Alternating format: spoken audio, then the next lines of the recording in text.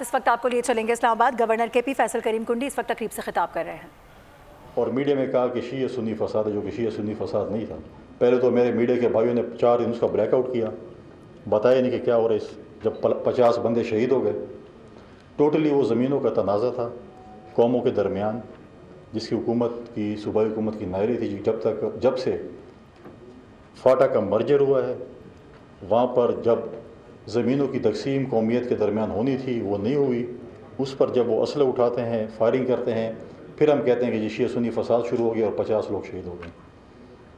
اس زمین کے تنازع کے بعد جب قوموں میں لڑائی ہو گئی تو کسی نے شیعہ سنی کر دیا، کسی نے طالبان کا کہہ دیا، کسی نے کچھ اور کہہ دیا، لیکن اصل مقاصد کے لیے جو ہے ہم نے کیا۔ آپ دیکھیں آج امن کے لیے بنو کی تاریخ میں 2.5 سے 3 لاکھ لوگ سڑکوں پہ نکلے۔ کس لیے نکلے؟ امن کے لیے نکلے، کیونکہ خیبر پختونخوا اس پاکستان نے ایک زمانے میں کچھ سال پہلے بہت سی ایسی چیزیں دیکھی تھی، لوگوں نے نقل مکانی کی تھی۔ اپنے گھر کو چھوڑ کر جانا کسی اور جگہ اور کسی کا سہارا لینا بہت مشکل بات ہوتی ہے۔ ان لوگوں کی ریئلائزیشن ہے کہ اب بس ہو گئی ہے، لہٰذا وہ لوگ امن کے لیے نکلے تھے۔ اور میں سمجھتا ہوں کہ اس امن کے لیے جو بندہ بھی آپ کو بتائیں گورنر کے پی فیصل کریم کنڈی تقریب سے خطاب کر رہے ہیں، جس میں ان کی جانب سے کہا گیا ہے کہ پاکستان اور سعودی عرب کے درمیان بہترین تعلقات ہیں، لوگ آج بھی امن کے لیے اپنے گھروں سے باہر نکلتے ہیں۔